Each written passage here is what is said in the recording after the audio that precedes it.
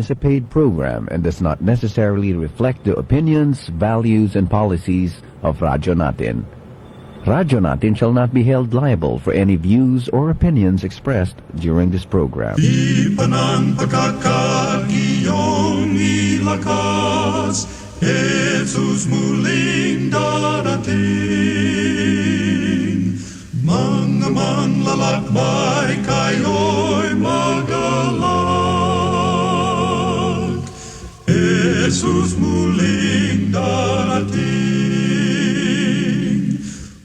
Ito ang tinig ng pag-asa, isang palatuntunang masayang nagsasabing si Kristo'y muling darating. Tiyak na darating at malapit nang dumating. Kaya't kaibigan, pumadakang siya'y salubungin. Siya'y darating, Jesus muling darating. Isang magandang araw po sa akin pong mga minamahal na tagapakinig at taga-subaybay dito po sa himpilan ng radyo natin sa atin pong programa ng Tinig ng Pag-asa na inihatid sa inyo ng Adventist World Radio sa panguna po yan ng Adventist Community Services. Ang programa pong ito ay inyong palaging mapapakinggan dito po sa himpilan ng radyo natin sa ganap na alas 10 hanggang alas 11 ng umaga. Nais ko po kayong batiin ng isang napakaganda at mapagpalang umaga sa atin pong mga viewers, sa atin pong mga listeners sa iba't ibang bahagi ng Mindoro. Ayan, especially dito po sa San Jose. Good morning po sa mga taga Barangay 5. Good morning po dyan. Sa Malbar. Ganon din po sa Marsan. Sa akin pong lola, good morning. And of course, dyan po sa Dukalan, sa may Labangan. Ayan, good morning po sa Aguilar Clan and sa Arsenio family. Ganon din sa mga kapitbahay nila, magandang umaga po. And dyan po sa Barrio Site, magandang umaga po sa inyo dyan mga minamahal kong tagapakinig. And of course, nais ko pong batiin ang mga nasa kabundukan sa Bambanay. Medyo matagal na rin hindi nakapagbisita. Sana po ay okay kayo dyan. Ayan, kala Kuya Iling, kala Tatay Siriaco. Ganon din po sa Taigtikan. Ayan, magandang umaga po sa inyo dyan, Tatay Tuming. Ganon din po kaila Brother Lori. Good morning po sa inyo dyan. Sa Hinango, sa Malutok, sa Bamban, sa Talayob. Magandang umaga po dyan sa Kalachuchi. At dyan po sa Pornaga, sa Celeste family. Good morning. And of course, dyan po sa aking family sa Paklolo. At mamaya po mga kapatid, ay akin pa pong babatiin ang ilan sa mga nakaligtaan ko. Baka kayo po ay magtampo. So bago po tayo magpatuloy ay nais ko ring batiin ng ating mga viewers. At kung kayo man po ay nanonood ngayon, pwede nyo pong i-share ang ating pong Facebook Live para mas marami pa po ang maabot ng salita ng ating pong Panginoon. At bago tayo magpatuloy sa ating pong programa ngayon pong umaga, tayo po muna ay makinig ng awitin at tayo po ay magbabalik, mananalangin at magpapatuloy sa ating pong pag-aaral.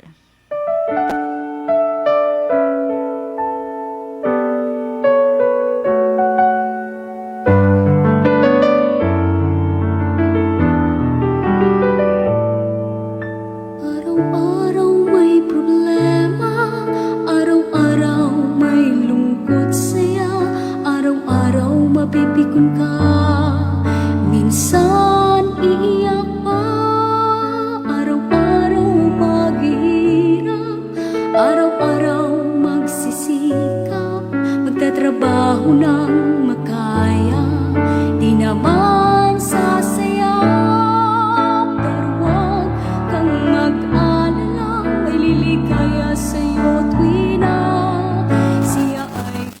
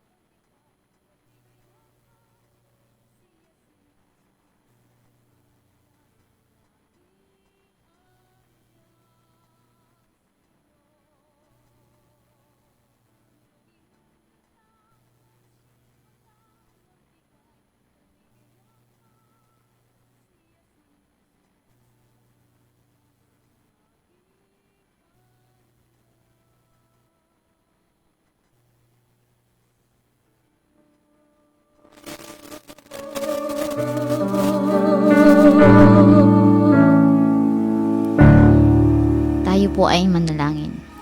Ama naming banal, Diyos na makapangyarihan ka po sa lahat, salamat po sa isang pagkakataon na kami pong muli ay mag-aaral ng inyo pong banal na salita. Amang banal, sa umaga pong ito ay patuloy ng inyo pong presensya ang amin pong inaanyayahan sa amin pong pag-aaral sa umagang ito, na ang karunungan din ang ipagkaloob sa amin ng sa ganun Panginoon, ang mga bagay na amin pong mapapag-usapan ay amin pong itong lubos na maunawaan at makatulong ito Panginoon para kami po ay mas lumakas sa amin pong pananampalataya. Dalangin din po o Diyos na pakaingatan ng lahat ng mga nakikinig kung saan man po sila, kung ano po ang kanilang ginagawa, ay inyo pong pag-iingat ang kanila pong maranasan, ganun din po ay pagpalain sila sa kanila pong mga ginagawa. At patuloy kaming patawarin Panginoon sa amin pong mga pagkukulang, sa amin pong mga pagkakasala. Ito po ang aming dalangin sa pangalan ni Jesus. Amen. Ayan, sa muli po ay magandang umaga sa atin pong mga minamahal na tagapakinig. And nais ko po munang batiin ng atin pong viewers sa ating Facebook Live. Ayan, kay good morning po and ayan, Merry Christmas, Happy Holidays po sa inyo. Kay Andy Villanueva Nermide, hindi ko po alam kung paano basahin niyo pong apelyido. Anyways, maraming salamat po sa inyo pong pagsubaybay sa atin pong programa. At patuloy lamang po kayong tumutok sa atin pong programa ngayon pong umaga. At kung meron po kayong mga pagbati, meron po kayong nais na idagdag sa atin pong pag-aaral, ay feel free na mag-comment po sa ating FB Live at para po mamaya ay akin pong mabasa. Ano po mga kapatid? At ngayon po tayo ay mag-aaral na. Tayo po ay dadako na sa atin pong pag-aaral at medyo matagal-tagal rin tayong hindi nagkasama, mga minamahal na mga kaibigan at tagapakinig sa atin pong programa. Medyo, I think, parang November or October pa tayo huling nagsama mga kapatid. Dahil ang inyo pong lingkod ay medyo malayo na, kaya minsan na lang po makapag-radio, pero sinisika po natin na tayo po ay makapag-aral ulit ng salita ng atin pong Panginoon. Ngayon pong umaga mga kapatid, ay nais ko kayong dalhin sa isa pong pag-aaral. Ano po ito ay makabuluhan na pag-aaral. At ang kwentong ito ay alam ninyo. Alam ninyo yung simula, alam ninyo kung saan nagtapos, ano yung mga nangyari. Kasi siguro marami na rin kayong napapakinggang mga kwento. So gusto ko lang i-share sa inyo yung maliit na bagay na atin pong makukuha sa storyang ito. Alam niyo po yung story ni David and Goliath. Alam niyo po mga kapatid, kung atin pong titingnan, parang nakakasawa ng pakinggan. Minsan kapag narinig nyo na, ay, napakinggan ko na yan, nasawa na ako dyan. Parang tinitigilan na nating pakinggan ulit. Parang ayaw na nating makinig doon sa kwento o doon sa storya na iyon. Pero tingnan po natin yung maliit lamang na detalye patungkol po sa kwentong iyon. Ayan po mga kapatid maraming sa atin, yun yung totoo, maraming sa atin na ayaw nang pakinggan yung kwentong ito. Kasi alam natin yung nangyari. Si David, ayan, merong sling, anong tawag dun sa Tagalog? Basta meron silang, yung pinaikot-ikot, may bato doon, tapos sinamaan si Goliath, bumagsak si Goliath. Yun yung alam natin na story. And meron sa Biblia, scripture tells us something small, merong maliit na naisabihin ang Biblia sa atin mga kapatid, na kung mapapansin natin, makapagsasabi tayo na ano po mga kapatid. Yet, he only, mga kapatid, David pick up 5. Ito yun yung maliit lang na detalye sa kwento mga kapatid. Si David, napansin niyo po, pumulot siya ng ilang bato? 5 makikinis na bato. And, isa lang yung ginamit niya. That raise, po mga kapatid, that raises a powerful question.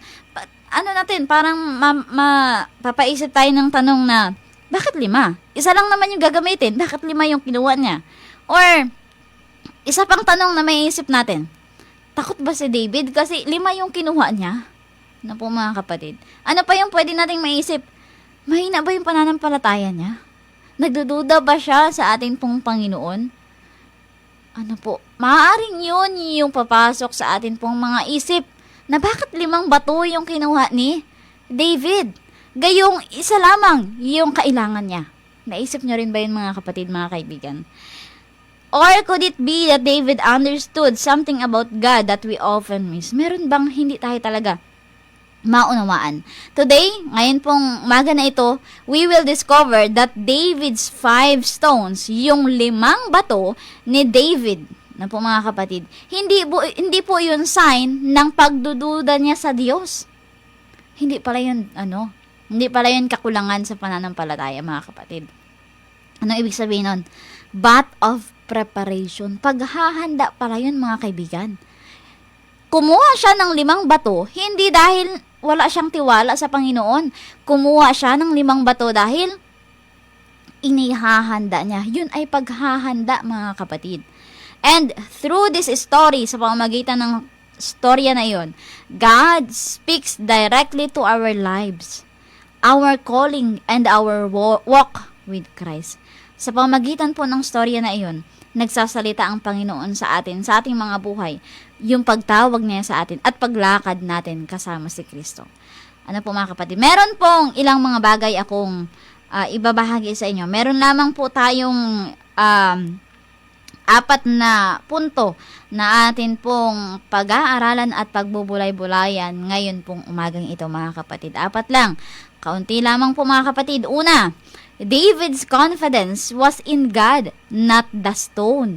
Yung kanya pong tiwala ay hindi doon sa bato, kundi sa ating Panginoon. David did not enter the valley trusting his skill. Pumunta siya doon sa valley. Ano, mga kapatid? Hindi dahil nagtitiwala siya sa kakayanan niya. Hindi dahil magaling siya. Kundi, siya po ay pumunta doon na nagtitiwala sa ating Panginoon. Hindi siya pumunta doon kasi, kaya ko to. Kaya kong patumbahin yan. Kasi magaling ako makipaglaban. No.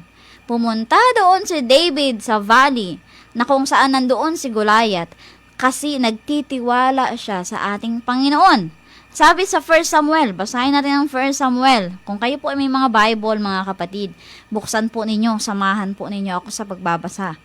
1 Samuel 17. Atin pong basahin.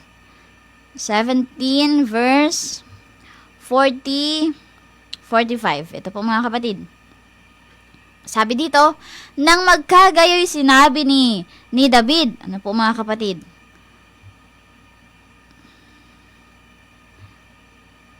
Ayan, na magkagayoy sinabi ni David sa Filisteo, ikaw ay naparirito sa akin na may tabak, at may malaking sibat, at may kalasag. Ngunit ako'y naparirito, laban sa iyo sa pangalan ng Panginoon, ng mga hukbo ng Diyos, ng mga kawal ng Israel, na iyong hinahamon. Yan, sinabihan niya si Goliath, na si Goliath nga ay marami siyang meron siyang tabak, meron din siyang sibat, may kalasag. Pero si David, pumunta doon na, anong meron siya? Panginoon. Sa pangalan ng Panginoon, ng mga hukbo ng Diyos, ng mga kawal ng Israel. Po, mga kapatid, pumunta siya doon sa labanan. Unlike kay Goliath, meron siyang mga pangdigma, pero siya, wala. Yung Panginoon, alam niya na yung Panginoon ang kanyang kasama. David's confidence was already settled before he ever reached into the brook, mga kapatid. Bago siya pumunta doon, talagang yung kanyang pagtitiwala sa Panginoon ay buo. Alam niya na hindi siya iiwan ng atin pong Panginoon. Hindi siya nagtiwala sa sarili niyang lakas. Ano po, mga kapatid? The 5 stones, yung 5 bato na yun, were not insurance against God's failure. Hindi, porket 5 yun, ay magpe-fail ang Panginoon. Kumbaga ay, hindi yun kabawasan sa kapangyarihan ng atin pong Panginoon. They were tools placed in obedient hands. Yun lamang po ay isang kasangkapan, mga kapatid. Faith does not mean carelessness. No po. Yung atin pong pananampalataya ay hindi po yun kapabayaan, mga kapatid. Ang ibig sabihin ng pananampalataya ay pagtitiwala sa Diyos while responsibly preparing, habang inihahanda kung ano yung gusto ng Panginoon na ihanda natin, mga kapatid. Pagtitiwala. Buo yung tiwala niya, plus ready pa siya. si David, mga kapatid. Parang sa buhay natin, some of us, parang nag-aalinlangan tayo na maghanda. Na iniisip natin na yung paghahanda ay para bagang wala tayong pananampalataya sa Panginoon. Like for example, meron pong pag naglalaro, dati po ay namimiss ko ng maglaro. Nung naglalaro ako ng chess, mga kapatid, para bagang kapag naghahanda ka, parang wala kang tiwala dun sa Panginoon kasi naghahanda ka parang gusto mo na manalo ka, kaya naghahanda ka, and parang kulang baga yung pagtitiwala mo sa Panginoon. Pero mali pala yung pagkaunawa natin. Yung preparation pala ay hindi yun kabawasan sa tiwala natin sa ating pong Panginoon. God often works through preparation. Gusto pala ng Panginoon na ihanda tayo bago tayo pumunta doon sa bago natin harapin yung malaking pagsubok o malaking laban. Dapat pala ay ready tayo, mga kapatid. Katulad ni David, siya ay inihanda ng Panginoon. Kumuha siya ng 5 bato, kahit isa lang yung kailangan, pero at least ready siya, mga kapatid. Yung pananampalataya, and pumunta siya doon sa valley, na hindi nagtitiwala sa kanya pong sariling kakayanan. Tayo kasi minsan, parang ang yabang natin, nagtitiwala tayo, hindi, kaya ko to, malakas ako, di ba? Malakas ako, kaya ko to, magaling ako, matalino ako. Yung sarili natin, yung atin pong itinataas. Nagtitiwala tayo masyado sa ating sarili. Minsan nga, sabi nila, magtiwala ka sa sarili mo. Actually, mali yun Magtiwala ka sa Diyos. Yun po yung tama. Mga kapatid? So, dapat po tayo ay, kapag meron tayong mga laban, meron tayong mga pagsubok, mga pinagdadaanan, mga kapatid, it's better to prepare.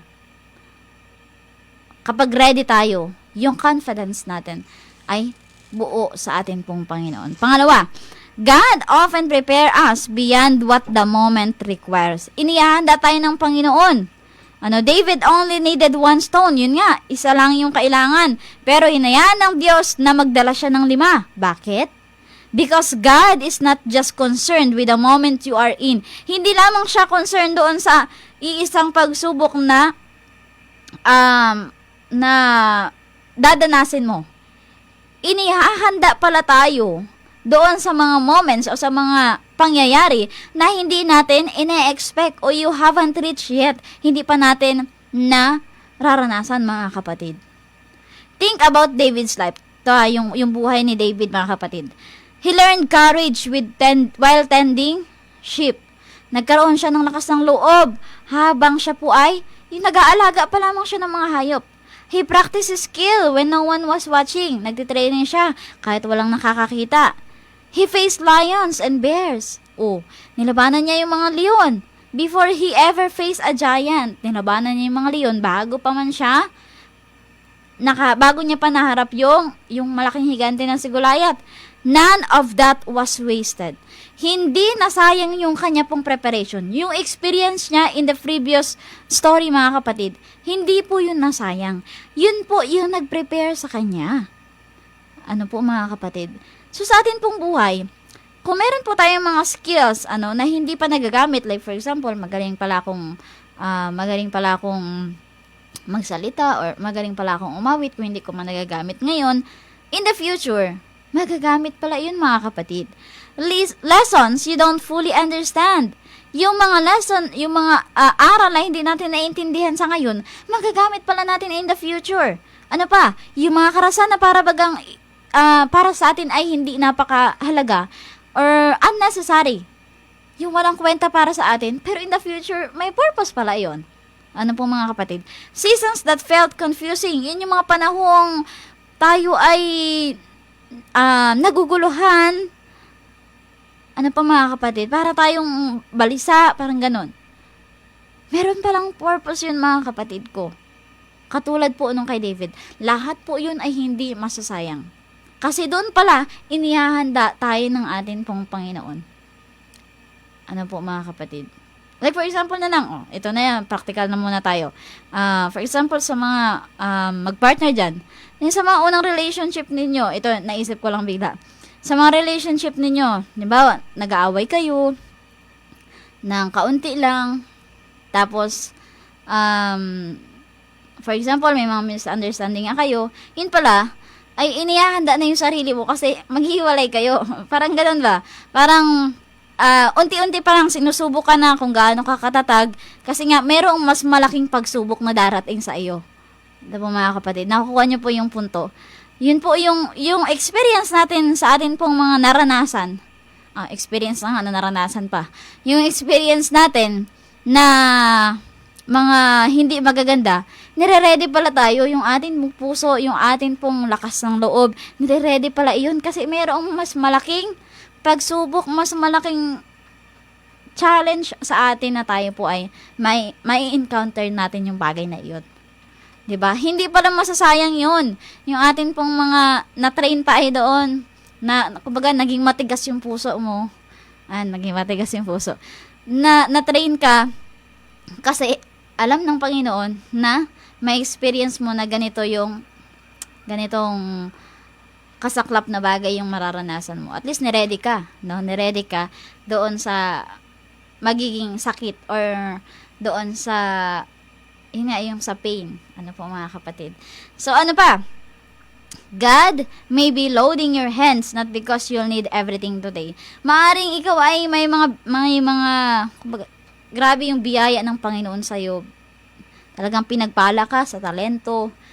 Hindi dahil kailangan mo yun sa ngayon.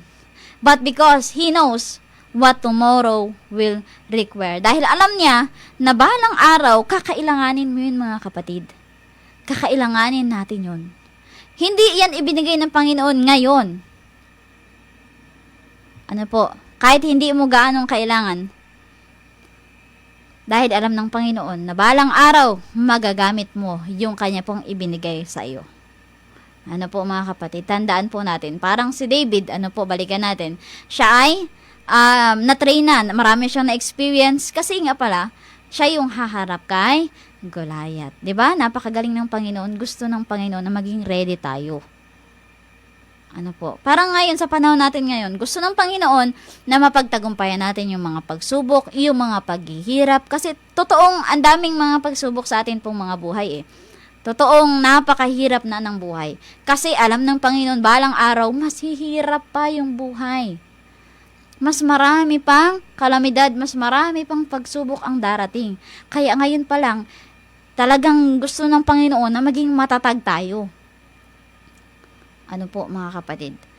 So bago tayo magpatuloy sa atin pong pag-aaral, huwag kayong aalis mga kapatid. Meron pa po tayong 2 punto na pag-aaralan sa umagang ito. Ako po ay magbabalik dito pa rin po sa himpilan ng radyo natin sa atin pong programa ng Tinig ng Pag-asa.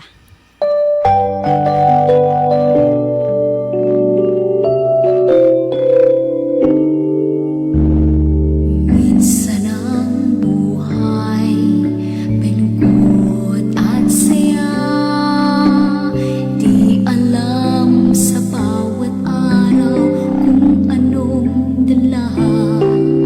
Minsan nalulungkot at di ko makita, nasa aking pagkabang ay aalanay ka. Buhay ko'y hawak mo, puso ko'y nasa'yo, pag-asa'y di mawawala, bukas ay nasa'yo. Buhay ko'y hawak mo, di man alam kung saan patungo, pupurihin, aawitin, dakila ang pag-ibig mo. O Jesus, buhay ko'y hawak mo.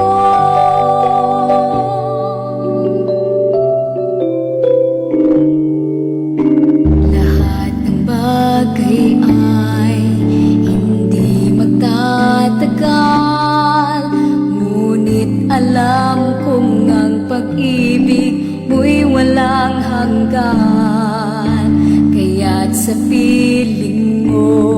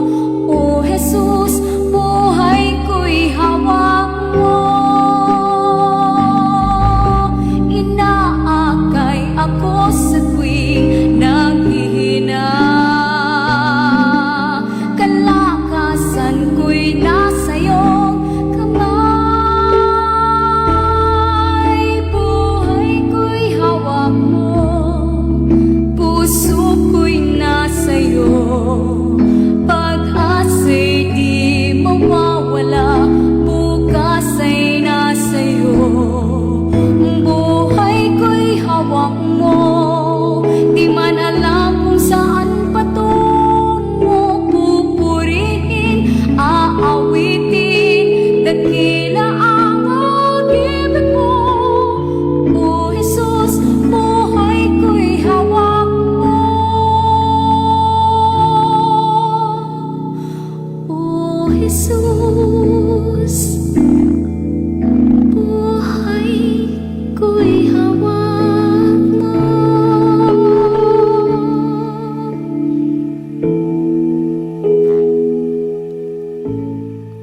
Ayun, tayo po ay nagbabalik dito pa rin po sa himpilan ng radyo natin sa atin pong programa ng Tinig ng Pag-asa. Tayo po ay magpapatuloy mga kapatid at salamat po sa inyong patuloy na pagsubaybay. So atin po munang balikan yung dalawang bagay na atin pong natalakay kanina. Una po ay ang pagtitiwala ni David sa ating Panginoon ay buo. Ano po, sa Panginoon yung kanya pong pagtitiwala, hindi doon sa bato. Pangalawa po mga kapatid, madalas ay gusto ng Panginoon na tayo po ay, talagang gusto ng Panginoon na tayo po ay handa bago tayo i-deliver doon sa pagsubok natin pong kakaharapin katulad po ni David. At pangatlo mga kapatid, preparation builds confidence, not panic. Ano po, ay yung paghahanda pala ay naihahanda na nabibuild niya yung atin pong confidence mga kapatid. Hindi tayo darating doon sa punto na magpapanik tayo, matataranta tayo. And imagine David stepping into the valley with only one stone. Isa lang yung kanya pong baon. Sa tingin po ninyo, i-deliver pa rin siya ng Diyos? Yes, of course. But carrying 5 stones gave David peace. Mas nagkaroon siya ng kapayapaan na meron siyang 5 bato. He was not scrambling. He was not anxious. Hindi siya balisa that time. Ano po mga kapatid? Nung nandoon na siya sa valley, hindi siya balisa, hindi siya natataranta, hindi siya natatakot. Sapagkat alam niya sa kanya pong sarili that he was ready. Ano po, siya po ay handa. God prepares His people so that when the battle comes, we don't panic. Instead, we trust. Ano po mga kapatid? Inihahanda ng Diyos ang kanya pong mga anak para kapag nandoon na tayo sa labanan, hindi tayo magpanik, hindi tayo mataranta, hindi natin iisipin ano yung gagawin ko. Di ba pag naglalaro ka? Ano po mga kapatid? Pag meron kang game, for example, naalala ko lang nung ako po ay nag-chess, ay pag doon na sa aking yung time na ako po ay naglalaro na, ay hindi na ako nagpapanik, hindi na ako natataranta anong move ang gagawin ko, anong opening ang gagawin ko, kasi na-ready na nakapag-training na. So tayo din mga kapatid, tayo po ay naka-ready na, prepared na tayo sa mga battles, hindi na tayo nagpapanik kasi alam natin yung atin pong gagawin at nagtitiwala tayo sa ating Panginoon. Sabi nga sa Amos 3 verse 7, pinapaalala sa atin, surely the Lord God does nothing unless He reveals His secret to His servants, the prophets. Basahin natin sa Tagalog, mas maganda. Ano kami? Ayan, basahin po natin sa Amos 3 verse 7. Ayan. Sa inyo pong mga Bible, kung kayo po ay merong electronic Bible, ay mas maganda po. At yun po ay madaling mabasa. Amos 3 verse 7. Ito po ang sa Tagalog. English po kasi yung akin pong nabasa. Ayan. Ito po ang sabi. Tunay na ang Panginoon ay, Panginoong Diyos ay walang gagawin kundi kaniyang ihahayag ang kanyang lihim sa kanyang mga lingkod na mga propeta. Ano po mga kapatid? Ang Panginoon ay gumagawa ng pasekreto sa atin pong buhay. Piling natin na walang ginagawang Panginoon, parang hindi tayo tinutulungan. No, mali po mga kapatid. Ang Panginoon ay gumagawa. Ano po? Siya po ay gumagawa sa atin pong buhay na tayo po ay mas mapabuti. Alam ng Panginoon yung atin pong, alam ng Panginoon lahat-lahat. So God prepares before He acts. Handa ang Panginoon bago siya kumilos.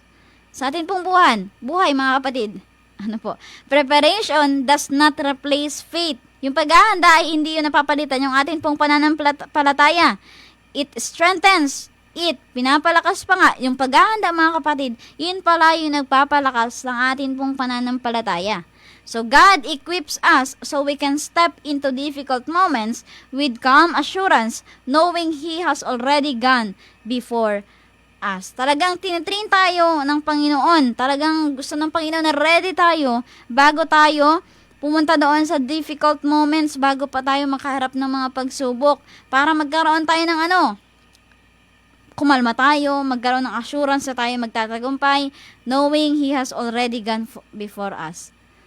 Po mga kapatid, napakaganda nung nais ng Panginoon sa atin. Gusto niyang ihanda tayo. Alam niyo po mga kapatid, talagang sa darating na mga huling mga panahon ay susubukin tayo ng Panginoon.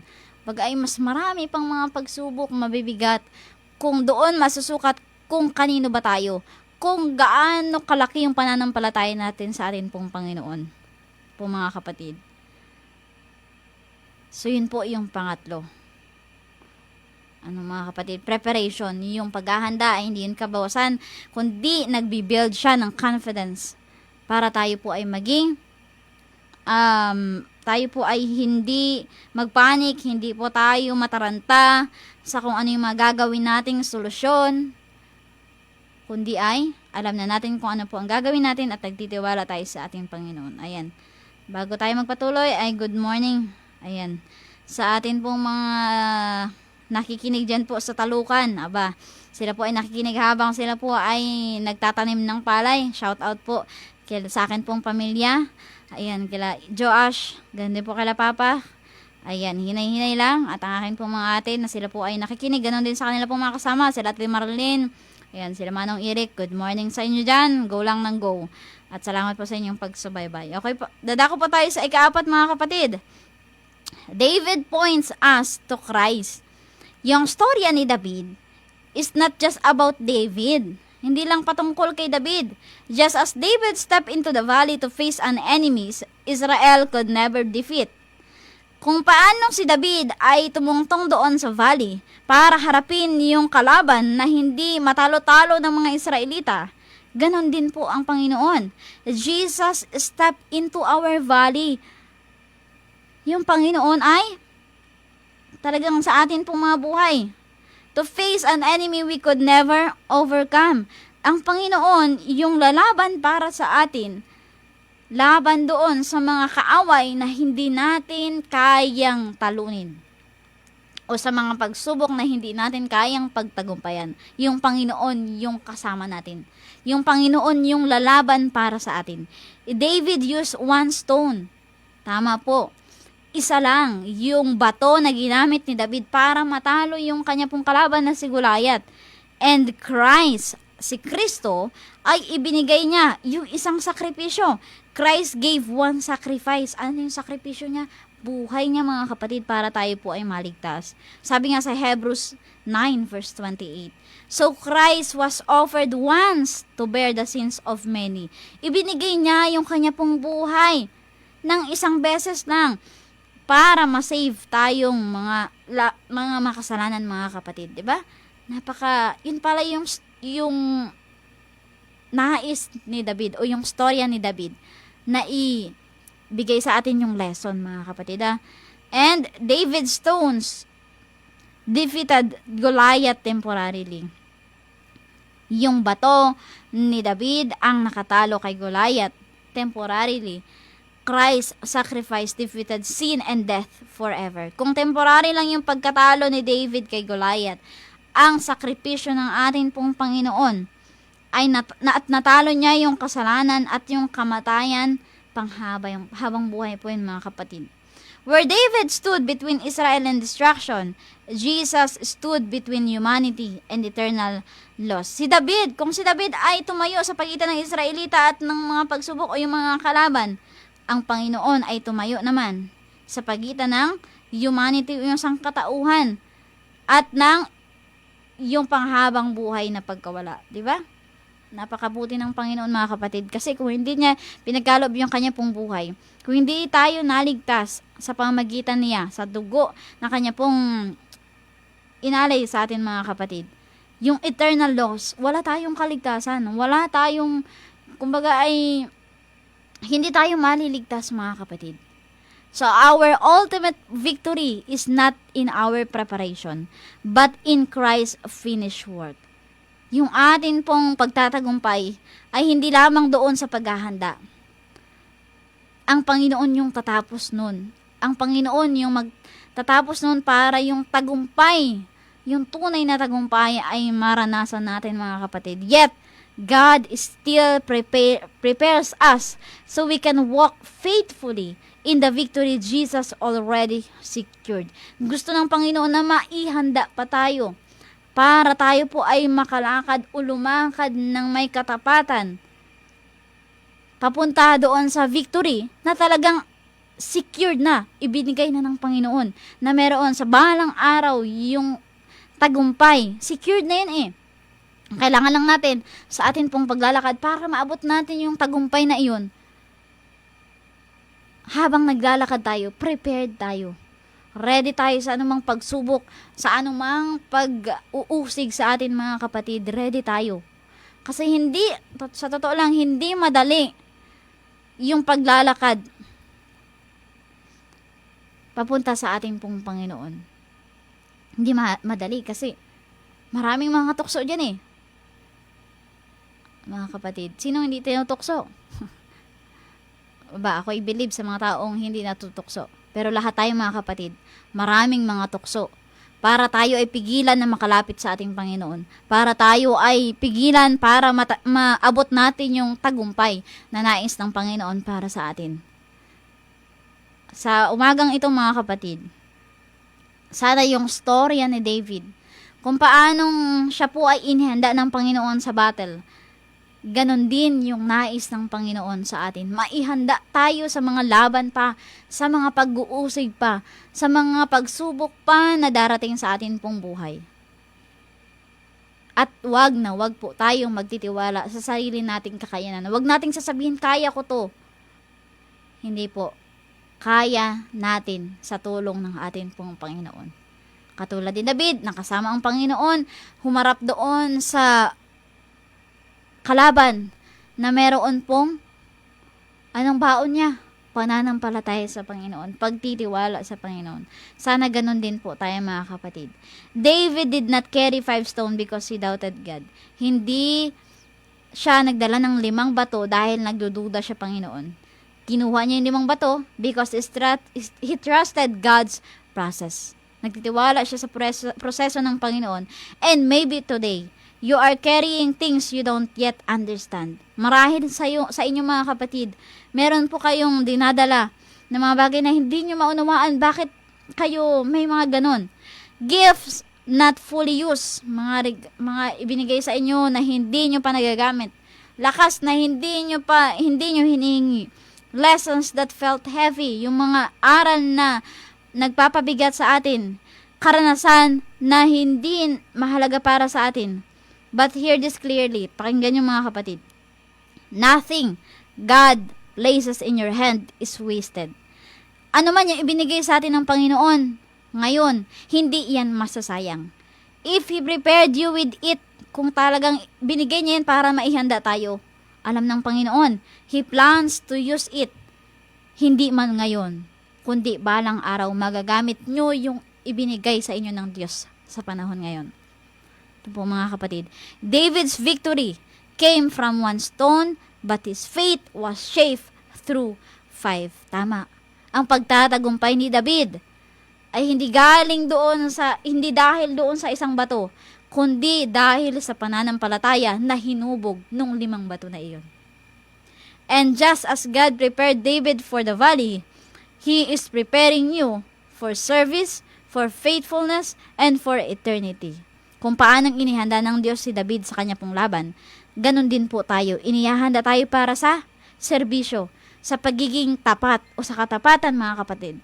At inihahanda niya tayo para sa atin pong habang buhay. So when the moment comes, na kapag nandoon na tayo sa kalalagayan na tayo po ay meron ng pagsubok, meron ng pag-uusig, may mga paghihirap na tayong nararanasan, hindi na tayo matataranta, hindi na tayo magpapanik, hindi na tayo mag-iisip kung ano ang mga gagawin kasi prepared na tayo. inihanda na tayo ng Panginoon, alam na natin yung atin pong gagawin, and you'll be ready. Ready na tayo mga kapatid. So sana po yung storya ni David ay yung kanya pong pananampalataya ay tularan natin. Sikapin natin na maghanda, lalo sa panahon natin ngayon. Ano po mga kapatid? Papalapit na po ang pagdating ng atin pong Panginoon. Kung sinasabi nila na, ay sinasabi nyo na yun dati, kayong mga sabadista, sinasabi nyo malapit ng Panginoon, bakit wala pa man? Kung noon sinasabi nila na malapit na, ngayon, mas malapit na ang Panginoon. Ano yung gagawin natin? Maghahanda tayo. Hindi po yung maghahanda na kayo po ay magluluto ng kung ano man ha. Paghahanda, ano po, sa mga pagsubok. Kung paanong mananatiling tapat, kung paanong mananatiling nagniningas ang atin pong pananampalataya hanggang ang Panginoon ay dumating para tayo po ay sunduin, mga kapatid. Tayo po ay magpalakasan. Tayo po ay maghandang sama-sama nang sa ganun, mga kapatid, tayo po ay sama-samang makarating doon sa langit at makasama natin ang atin pong Panginoon. At sana ay makasama natin din sa paghahanda ang atin pong mga pamilya. Ano po, maisama natin sila doon sa langit na bayan na ipinangako ng ating pong Panginoon para sa atin. So sana mga kapatid ko, ito pong atin pong maiksing pag-aaral ay naging biyaya para sa bawat isa sa atin na tayo po ay magpatuloy, magpalakasan sa atin pong pananampalataya. Ano po mga kapatid? So tayo po ay nagtatapos na. Salamat po mga kapatid sa inyo pong pagsubaybay at bilang pagtatapos sa atin pong programa, tayo po ay manalangin. Ayan. Let's pray. O dakila at mapagpala namin Diyos, salamat po sa napakagandang aral na amin pong natalakay sa umagang ito. Nanawa Panginoon ay tulungan kami na maihanda ang amin pong mga sarili. Samantalang kami po ay amin pong sasalubungin ang mga pagsubok na darating sa amin pong mga buhay. Tulungan kami Panginoon na magtiwala ng buo sa inyo, na kami po ay palakasin sa amin pong pananampalataya. Sa amin pong mga kahinaan, ay inyo po kaming palakasin din, Panginoon. At ganun din po ay patuloy na pagpalain ng lahat ng mga nakikinig, ang lahat ng mga sumusubaybay sa programang ito ng Tinig ng Pag-asa. Pagpalain sila sa kanila pong paghahanap buhay.